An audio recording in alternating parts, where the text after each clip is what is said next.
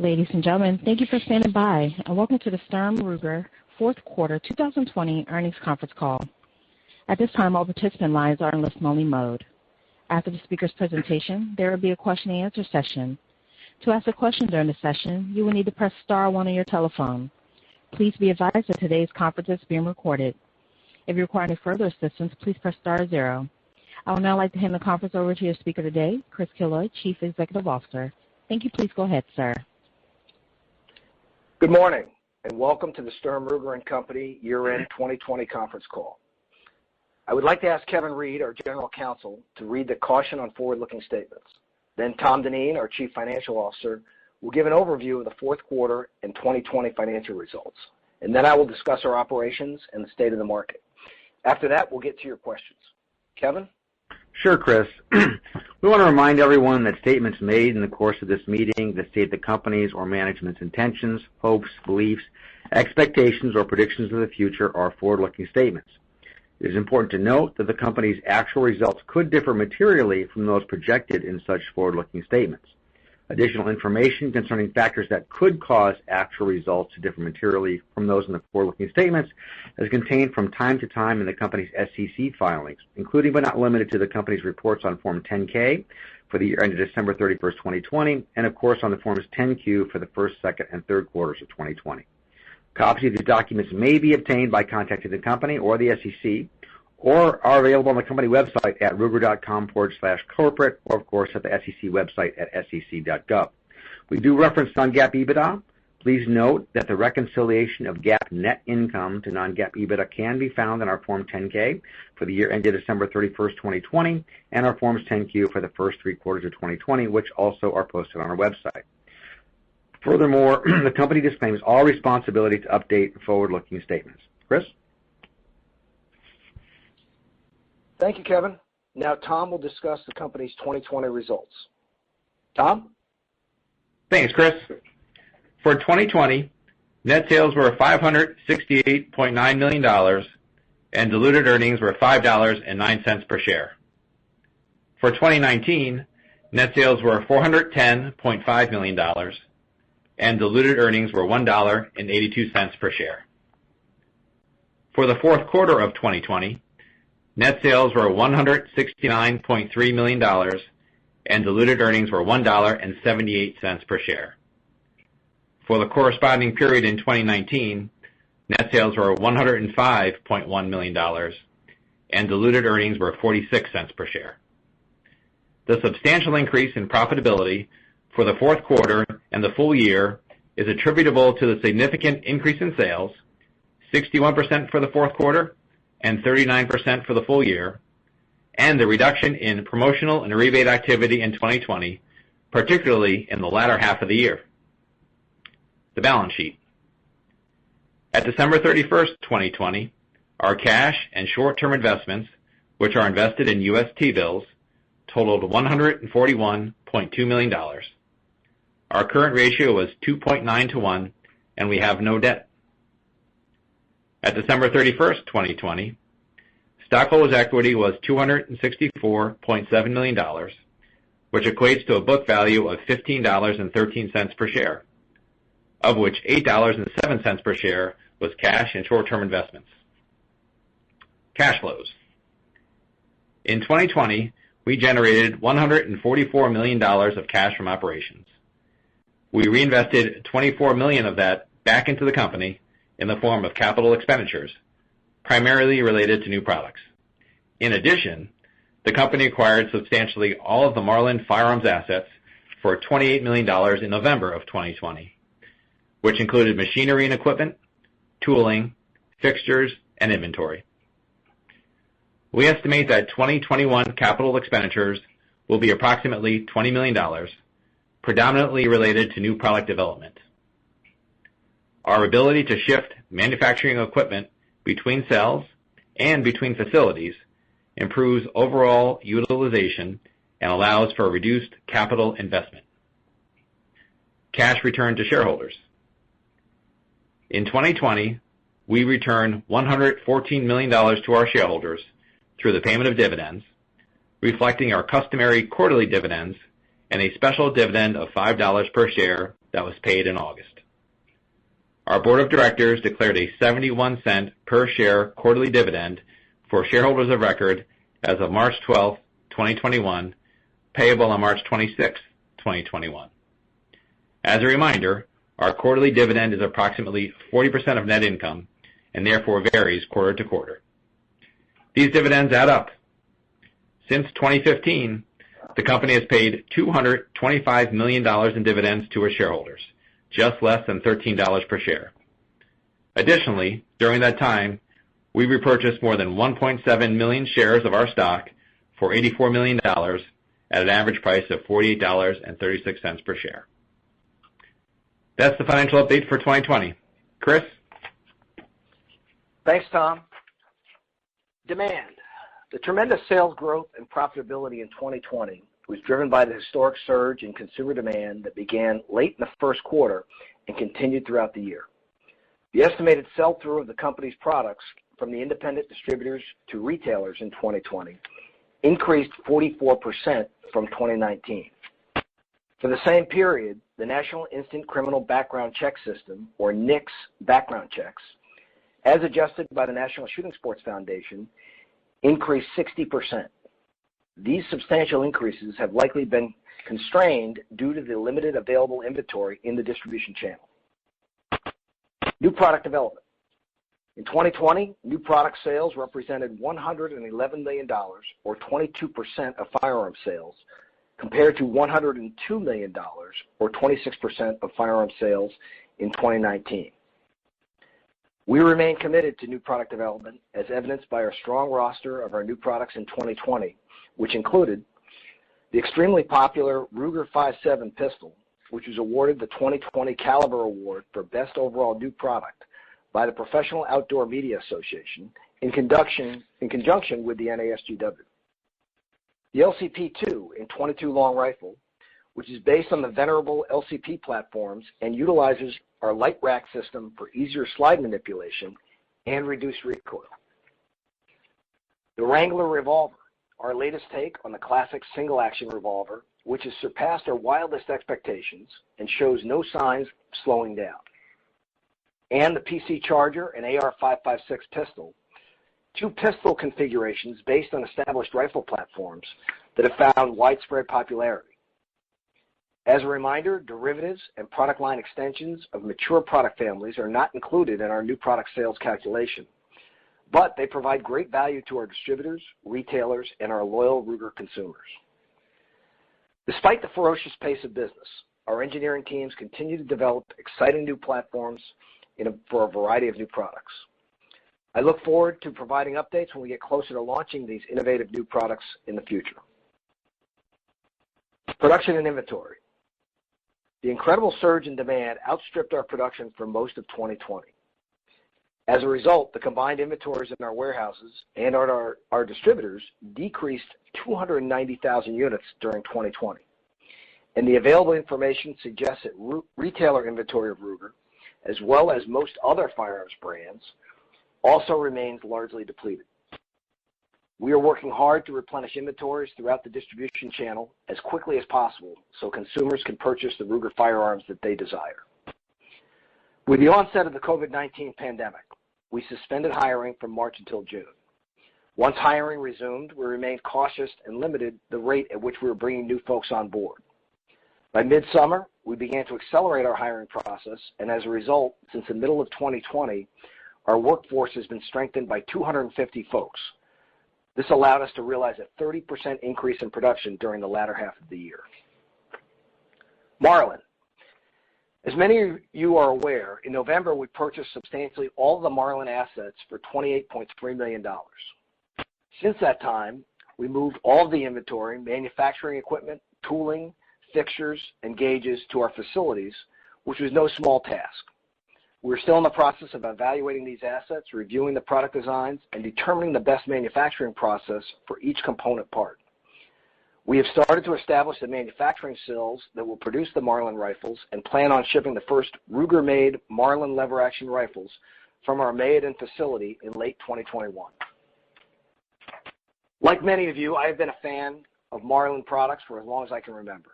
we have heard from hundreds of the Marlin faithful and countless firearms consumers who are excited as we are to have this legendary brand as part of Ruger.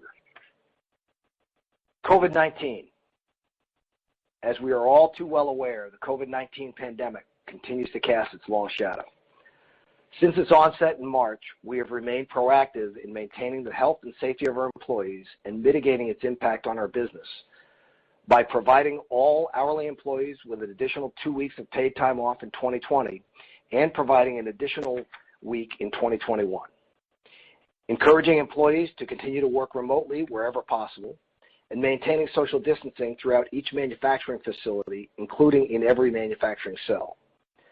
Confidentially communicating with and assisting employees with potential health issues through our dedicated facility nurses. Restricting visitor access to minimize the introduction of new people to the factory environment. Implementing additional cleaning, sanitizing, and other health and safety processes, including improved ventilation to maintain a clean and safe workplace. Providing all employees with multiple face mask coverings and other personal protective equipment and mandating their use at all times in our facilities. Issuing periodic guidance and reminders to all associates directly to their phones where possible to encourage them to engage in safe and responsible behaviors. And manufacturing and donating personal protective equipment to local hospitals, healthcare facilities, and police and fire departments in our local communities. These actions, which cost approximately $3.6 million in 2020, mitigated the adverse financial impact on our business resulting from COVID-19. We also experienced expense reductions and deferrals in certain areas of our business, including reductions or delays in sponsorships and advertising, reduced conference and trade show participation costs, and reduced travel expenditures.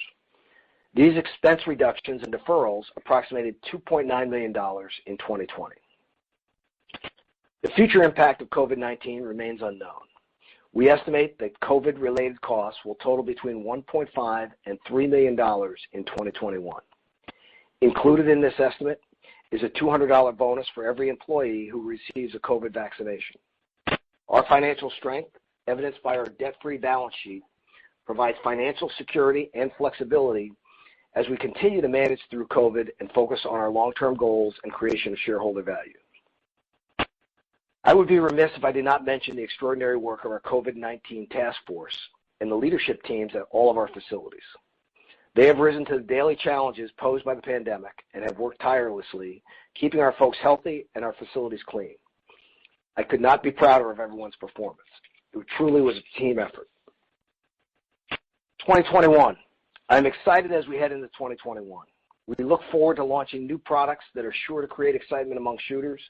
And as I mentioned a few moments ago, we're excited to start shipping Marlin lever-action rifles in late 2021. And the low inventory levels in the channel provide further opportunity for us. Those are the highlights of 2020. Operator, may we have the first question?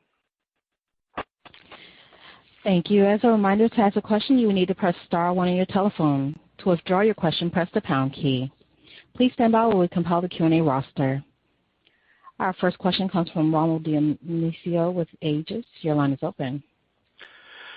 Thanks. Good morning, everyone. Chris, I wonder if you could just provide a little more granularity on the increased headcount of 250. Is that, I obviously see a very impressive increase in production levels, 30% in the second half of the year. Were those 250 employees primarily production?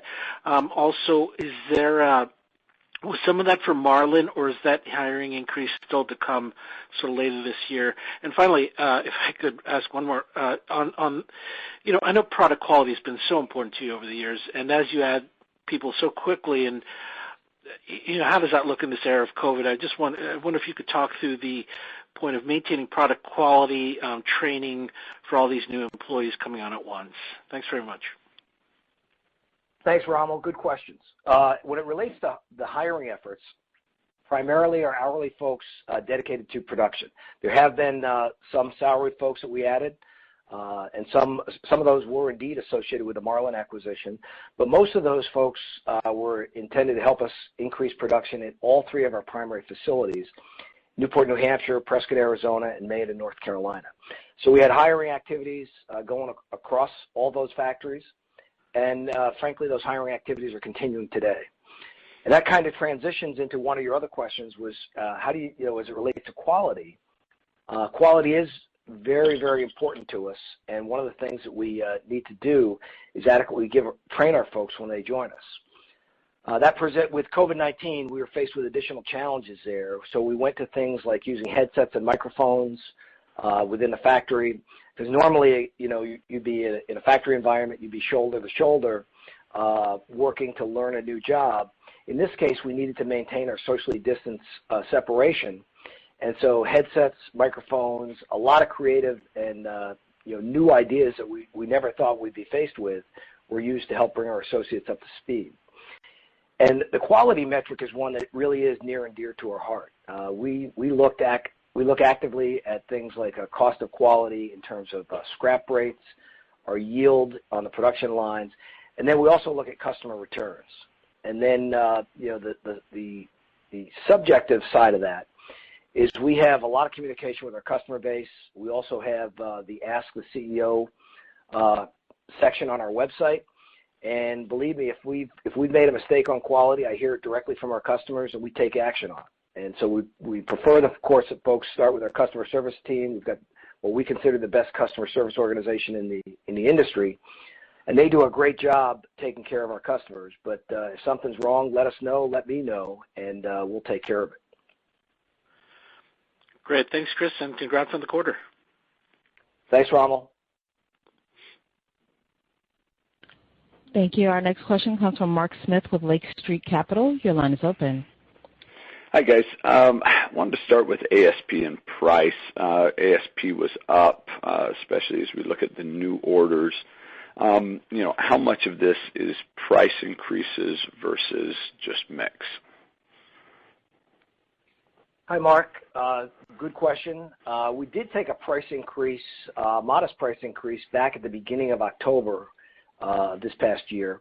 So some of that in Q4 is related to that price increase, but the majority of it is not having the promotions in the mix, particularly in the back half of 2020. We still had some promotions going on in the front half of 2020, but that's primarily the impact there, as well as the acceptance and I'll say the desirability of some of our higher priced products as they came online, like the Ruger 5.7, AR 5.56, et cetera, which carry a higher price point, for example, than a gun like the LCP or the Wrangler.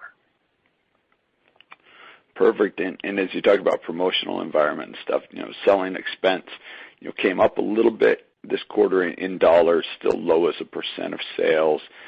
How do you kind of view that line going forward? At what point do you think you may need to spend a little bit more? Well, the biggest thing there is you look at the SG&A lines. In the sales line, you have our shipping expenses, which obviously have increased primarily with the volume. And then in the rest of the SG&A, you also have incentive comp, which is part of it. We have not added to our sales force. Our sales force has been doing a great job throughout the year, staying in touch with their customers from the phone and emails and texts, as you would imagine. But frankly, they're not traveling, so they're not making the calls on their distributors and retailers like they normally would. Some of the promotions have been scaled back because, of course, retailers are not anxious to bring customers in a large crowd into their store. And, so that's probably the biggest impact, but the sales force has been doing a great job trying to keep up in this COVID environment. Okay. And then as we look at the accessories business, we don't talk about that very often, but, accessories certainly had a good year. Any insight you can give us into items or categories that are selling well and potentially any impact that business had on your gross profit margin? Well, clearly the accessories part of our business did very well this year. We break that down really into three categories. We look at the direct sale to our distributors, as well as a sale to some of the large volume direct retail merchants like Midways and Brownells. And we also have our own Shop Ruger component. All three of those did exceptionally well this year. The biggest contributor to that typically is magazine sales. The sale of magazines is, typically goes up with the sale of firearms that take those magazines. But we've also seen a steady increase in the magazine business and the other accessories as well. Once they come onto a site like Shop Ruger or to our distributors looking for magazines, we did pretty well with other sales in the accessory category. Perfect. Any insight as we look at gross profit margin again? That was really strong here, especially in the quarter. How sustainable is this level of gross profit margin as we look forward? Well, I mean, a lot of that increased margin, of course, is related to the increased volume, the product mix, and the lack of promotions are really the three there. The biggest two being volume and promotions. So we welcome this promotional light environment we're in now. We haven't forgotten how to promote, and we're ready to begin things like Ruger Days, which our customers love to go to at retailers throughout the country. But that'll be the biggest thing is, managing as, if and when demand changes, managing that. I like to think we do exceptionally well with that. I think most of we review our production rate on a line-by-line basis down to the, say, SP-101 revolver, LCP, et cetera. And we do that every 2 weeks. And we look very closely, not at our order backlog, but we look at what's selling from our distributors to our retailers. And those are some of the key indicators on when we need to change production, either up or down. And in this case, obviously most of those lines are under tremendous demand pressure to increase production. And we're going as fast as we can, bringing in new folks, also working through some challenges in the supply chain that we're seeing. But our teams have done a phenomenal job doing that, and I think we'll be in good shape going forward, whether business sustains at these levels or throttles back. Perfect. And I think the last one from me, and you just talked about it a little bit here, as we look at capacity, your units produced and units shipped up, pretty strong growth, even sequentially here. Do you feel like, with these added people that you're now topped out as far as production, or is there still some opportunities where you can lever that a little bit higher? We're still hiring, and there still are some lines that are not at their max physical capacity. And we've got some new products coming on that will be additive to our current rates. So as long as those come to fruition, we should be in good shape. So we're going to continue to hire until it doesn't make sense to. We'll continue to monitor those production rates every 2 weeks. But right now, at least today, we're still actively hiring and still have the ability to move forward. But again, we keep a close eye on that and keep a close eye on what's happening with our distributors. Excellent. Sounds great. Thank you, guys. Thank you. Once again, ladies and gentlemen, if you wish to ask a question at this time, please press star then 1 on your touch-tone telephone. Our next question comes from Ryan Hamilton with Morgan Dempsey. Your line is open. Good morning, everyone. Hi, Ryan. Last quarter, you asked a question about how you're going to categorize Marlin products if they were going to end up in your new sale product of your new sales category. Is that the case? Is that how you're going to do it? Yeah, it will be, Ryan. Marlin is a phenomenal opportunity, but it's also a phenomenal undertaking for us. We had over 100 tractor trailer loads from three of their former locations from the Remington folks that we moved primarily into our Maiden facility and an adjacent warehouse. We moved the woodworking equipment up to our facility in New Hampshire. And we will be treating, from a new product categorization standpoint, we'll be treating that as new products for Ruger. And the team's doing a phenomenal job, as we outlined, going through part by part, making sure we understand how it was made and looking at what's the best way to make it going forward. So it's been a phenomenal effort by the team with the extraction of the equipment out of the former facilities and moving it into the Ruger facilities, and the lines are taking shape nicely. But there's still a lot of work ahead to make sure we produce quality rifles. The focus will be on the centerfire lever action rifles initially, the models 1894, 1895, and the 336. And then second, following that will be things like for example, the Model 60 semi-automatic rimfire 22. But right now our focus is on the centerfire lever-action rifles down in Mayodan. Sounds good. Could you make the argument that for 2020, new product sales at 22% may appear a little low just because you were clearing out more mature inventory as well? Well, it also has to do, Ryan, with how we track them, because we give new products only a 2-year run rate in terms of that calculation. So they fall off our calculation internally.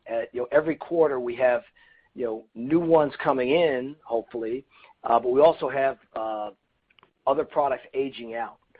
So 2020 gave us the opportunity where we have a product like the Wrangler to maximize the number of units shipped, and that's one of our new products. But again, that's a lower dollar amount per unit. Right. And then other ones, like I said, it's primarily which ones fall off. So it's more in 2020 we saw most of those lines running flat out.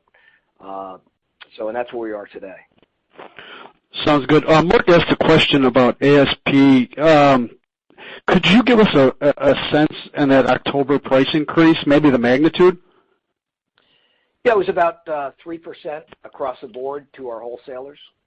So it wasn't egregious, and it was that's in line with our kind of our past practices. Typically, it's a few months earlier, but it's in line with the price increases we've taken historically.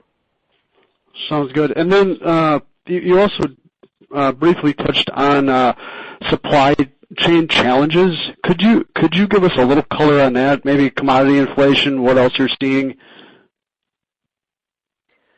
Yeah, I think in terms of raw materials and commodity inflation, we're fortunate. Our strong balance sheet allows us to maintain the raw material inventories that we need to. We typically we'll lock in with contracts to try to control some of those price issues. It's really been suppliers issues. A lot of it has to do sometimes with COVID issues at suppliers. Some of our suppliers and vendors are smaller, and when they have a COVID issue, it can shut them down. Some of them relate to freight and transportation as it relates to some of the weather patterns we're seeing of late. But I'd say primarily it's the garden variety supply chain issues as manufacturing in the U.S. starts to ramp back up. And so many of our suppliers supply other gun manufacturers. So when our business is strong, their business is strong as well. So that's primarily where we're seeing some of those issues. Understood. You talked about 100 tractor trailer loads from Marlin. Could you give us a sense as far as maybe a time frame when the acquisition will be fully integrated into your current lines and expanded? Well, it's going to be over a course of time. I mean, we've got the first priority of business is getting up and running, like I said, on the centerfire lever action guns down in Mayodan. And then we'll be growing that line. We inherited a lot of equipment that needed some additional maintenance and additional work. We're going through that with a lot of technicians and maintenance folks right now. We're fortunate to have some great mechanical engineers going through again on a part-by-part basis. We did hire a handful of folks from Remington who were familiar with some of those products, and that's helped us. And so it'll continue to evolve. I expect the first products will be out off the line in Q4 of this year, and then we'll continue to flesh that out. And remember, those model numbers that I mentioned, the 336s, 1895s, and 1894s, really that's just a start. There's a lot more to Marlin than just those three models. And so we think over time we'll continue to grow that. We'll continue to listen to customers and expand both the centerfire lever action category, likely the Model 60 22 semi-automatic rimfire, and we'll see where it goes from there. Sounds good. And then I know you don't generally, or you don't touch on monthly sales, but could you give us just a sense of the cadence through the quarter, and maybe if you're seeing any signs that demand may be lessening to any extent? Could you touch on that for us, please? Sure. As you know, we don't split it out by month, but I will tell you that we did not see any let-up in demand throughout the quarter. The cadence was really driven by our ability to ramp production based on hiring. So as new people were able to join us and become productive on the shop floor, we were able to increase production and continue to ramp. So that's primarily what we looked at as a cadence, if you will. And, I think, that's where we are today. Sounds good. Thank you very much, and congrats on an effective quarter and year. Thank you. Thank you. Thank you. Once again, ladies and gentlemen, if you wish to ask a question at this time, please press star then one on your touchtone telephone. Our next question comes from Paul Saferstein with First New York. Your line is open. Hi, good morning, and congratulations, and thank you for taking my question. A few kind of follow-ups, kind of taking a different spin, if you will. First of all, on the hiring, can you talk about the pace of hiring being 30% increase in production relative to background checks being kind of the likes of 60%, and how you think about permanent hiring versus the ebbs and flows of potentially a demand spike that we're in the middle of. And to that end, looking at the fourth quarter, kind of run rating that going into 2021, it would seem as though you could do well over $600 million in revenue. I don't know if you have any comments around kind of forward-looking how 2021 is shaping up and the sustainability of demand and how that is relative to hiring. And just lastly, on your price increase comment, is that an annual event or is it just kind of random? Thank you. Thank you, Paul. Good questions. First, as it relates to hiring, hiring, as we noted in the remarks earlier, we didn't turn hiring back on until June. Our primary business this year has been trying to keep our folks safe. We've got 3 major factories, as well as our metal injection molding facility out in Missouri. And all of those, we have strict safety protocols as far as, how our people are doing business, new folks, et cetera. So once we turn hiring back on, and certainly while hiring was frozen, we certainly missed sales. We understand that. And while we were ramping up, we missed sales. That's just the nature of the beast of trying to make sure we're going forward in a professional and I'll say caring manner, taking care of our folks first and foremost. And that was our goal. And so I'm exceptionally proud of how the folks did it. The hiring efforts continued throughout the back half of the year as well as today. And, so we've been chasing that demand really since the end of Q1. There's still a lot of opportunity to replenish inventory. And, as we look at those empty shelves at retail and the empty racks at our wholesalers, as well as our inventory, we know there's some transition as we'll be able to replenish that inventory over time. The other thing is, as far as, all of our folks are permanent hires. At one time in the company's history, we did use temp labor. We found over time that permanent hires were better for Ruger. And so these folks are permanent hires, but we do, as you would expect, we suffer attrition. And so we hope that we'll be able to moderate any changes in demand if we needed to through attrition. And then I think your last question was on the price increase.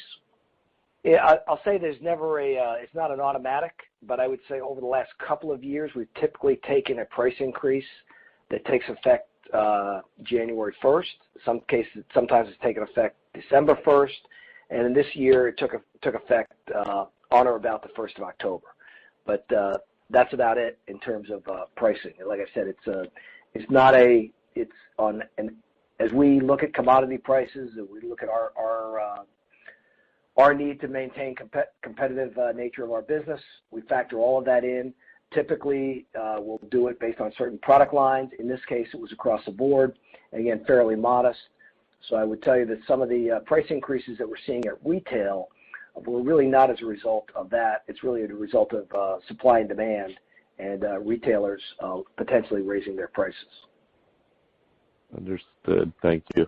And so relative to the gun registrations, I don't know what you could say about 2021, but how should I think about kind of volume and ultimately revenue going into this year, given such strong registration numbers? I don't know if you can kind of just speak to how registrations track revenues over time. And one new question is, given the special dividend and the amount of profits and the payout ratio currently, how do you think about special dividends going forward? Thank you. Well, Paul, I assume you're talking about the NICS numbers rather than registrations, but the NICS numbers or the adjusted NICS, which are put out by our trade association, the National Shooting Sports Foundation, those refer to the instant checks that are done at retail, typically associated with the purchase of a firearm. The adjustment comes in to adjust out certain states that have high levels of background checks conducted for permits and things of that nature. It's an okay metric and okay to use that to look at overall levels of demand. It's tough sometimes to put a finite number on it with a direct correlation in terms of things like market share and demand. We also use things like the federal excise tax collections that go along with every new firearm put into commerce. And I think they're a good indicator of overall demand, but remember that things like used guns go into the NICS checks as well. So when a used gun is sold at a retailer and potentially another one was bought, or just perhaps they sold it and for cash, and that gun is resold, that used gun is also generates the NICS checks. So you have to look at those with everything else, kind of a holistic approach to what's going on in the marketplace, which we like to do with our sales force to really stay in touch with our key retailers so we know what's happening in terms of that demand. So right now, as you likely saw, January was exceptionally strong, another record-breaking month in terms of the NICS data that we saw from the FBI raw data as well as the adjusted NICS. So that's, January was strong, and, as we go into 2021, we don't make forward-looking comments as far as what's going to happen, other than I'm very, very, very proud of the team we have here in place at Ruger. And so regardless of what the market throws at us, I think we're going to be in good shape. Those low inventory levels we mentioned, that'll provide some opportunities as we gradually replenish the shelves at all levels of the channel. So I think we'll be in good shape, again, regardless of what the market throws at us. Great. And any comments about how you think about special dividends? Sorry, I forgot that one.